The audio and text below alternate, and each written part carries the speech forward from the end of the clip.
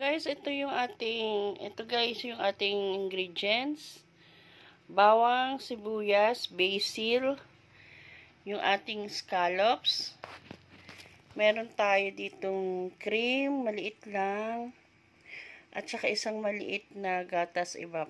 Tsaka itong ating keso at kalahating kilong spaghetti noodles. So, guys, let's do it na. Wain lang muna natin to, guys. Tapos, lutuin na natin. So, wait lang po kayo, guys. Ayan, guys. Nagpakulo muna ako ng tubig. Kasi lalaga natin yung ating pasta. So, ayan po. Nilagay na natin yung pasta.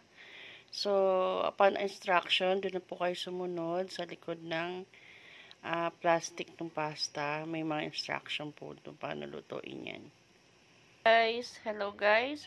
Ito, papakita ko sa inyo yung paano ko iniwan yung mga ingredients natin. Yan yung bawang, sibuyas, tapos yung scallops, inalis ko na sa shell. Yung ating basil, ginanyan ko na. Parang hinuwa-hiwa ko na siyang maliit. At ating maliit patas at Nestle at ating keso.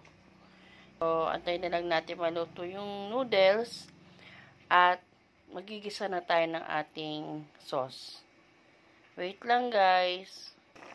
Ayan, guys, parang luto na yung ating noodles. So,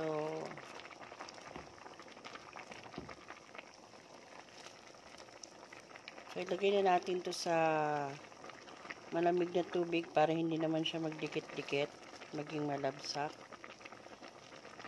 Drain muna natin siya, guys. Guys, i-rinse natin ng malamig na tubig ang pastang mainit. So,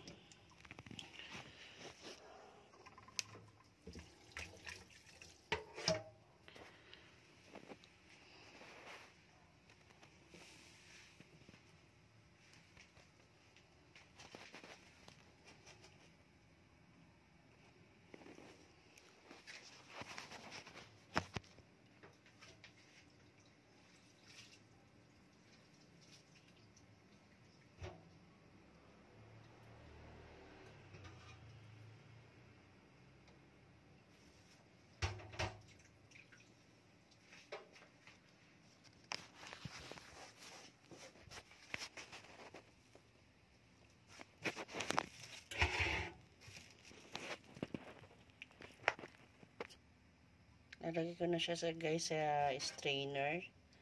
So, lagyan natin lahat, guys.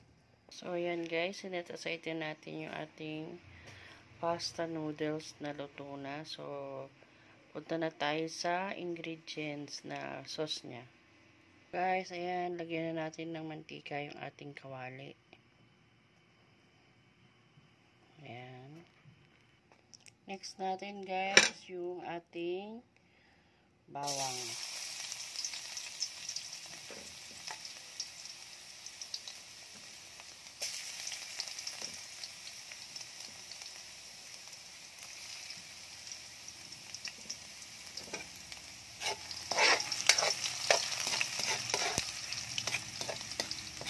Ayan natin medyo brown.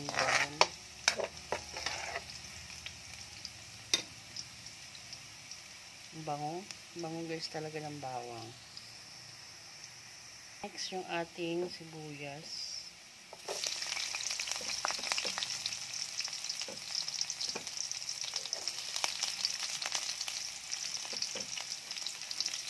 Mabilis lang to, guys.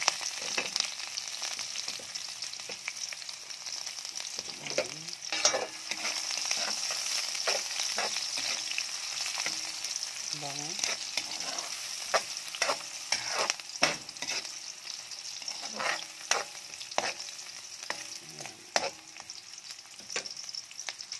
Next na natin, guys, yung ating scallops. And guys, so lutuin lang natin ng scallops natin.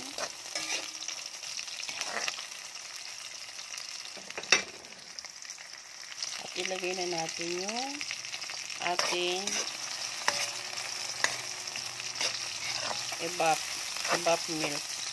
Kahit naman anong evap milk, guys. Evaporada.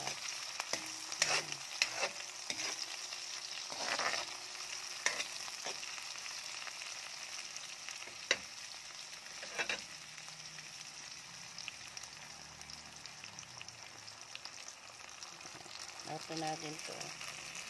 Maliit na evap lang ginamit ko kasi kalahating kilo lang naman yung ating pasta. Kahit anong pasta naman gamitin nyo. Kahit yung elbow pasta, kahit anong shape, basta pasta siya. Pwede yun, guys. At yung ating cream. Kahit anong brand din ng cream ang gamitin nyo.